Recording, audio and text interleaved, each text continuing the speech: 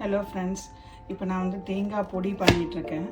இந்த தேங்காய் பொடி பண்ணுறதுக்கு ஒரு மூடி இல்லை 2 மூடி, ஒரு தேங்காய் ஃபுல்லாக எடுத்துகிட்டு அதை வந்து நல்லா இந்த மாதிரி துருவிட்டு இதை வந்து நல்லா கடாயில் போட்டு ட்ரை ரோஸ்ட் பண்ணி எடுத்துக்கலாம். நல்லா இந்த மாதிரி இந்த கலர் வரணும், இந்த டெக்ஸ்சர் வரணும், கருகிடக்கூடாது. இந்த கலரில் ஒரு மாதிரி ரெட் கலரில் மாற ஆரம்பிக்கும். நீங்கள் எண்ணெய் போட வேணாம், அதில் உள்ள எண்ணெயை அதை எடுத்துக்கும். இதை எடுத்துகிட்டு நல்லா நான் மிக்ஸி ஜாரில் போட்டிருக்கேன். இதில் வந்து நான் வந்து இது பெருங்காயத்தூள் அப்புறம் உப்பு போட்டிருக்கேன். இங்கே பொட்டுக்கடலை, ஒரு தேங்காய்னா ஒரு மூடி தேங்காய்னா ஒரு மூடி பொட்டுக்கடலை, ஈக்குவல் அமௌண்ட் எடுத்தால் நல்லாயிருக்கும்.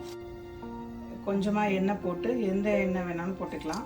நான் வந்து நல்லெண்ணெய் போட்டு கொஞ்சம் இந்த மாதிரி நான் ரோஸ்ட் பண்ணி வச்சுருக்கேன்.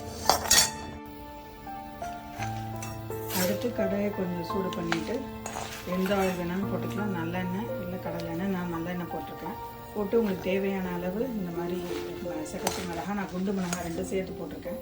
சேர்த்து போட்டு நல்லா இது கொஞ்சம் முறுமுறுன்னு ஆகிற வரைக்கும் ஃப்ரை பண்ணிவிட்டு இது எல்லாத்தையும் சேர்த்து அரைச்சிட்டா தேங்காய் பொடி ரெடி. ஓகே, இது பாருங்கள். இப்போ நான் தேங்காய் பொடிக்கு எல்லாத்தையும் நல்லா அரைச்சாச்சு. இப்படி தான் இருக்கும். இது வந்து நல்லா ஒரு ஏர்டைட் கண்டெய்னரில் போட்டு வச்சுட்டா தோசை, இட்லி, ரைஸ்க்கு ரொம்ப அருமையாக இருக்கும். நல்ல சுடு சாதத்தில் இந்த பொடி போட்டு நல்லெண்ணெயோ இல்லை நெய்யோ போட்டு சாப்பிட்டா ரொம்ப நல்லாயிருக்கும். நல்லதும் கூட.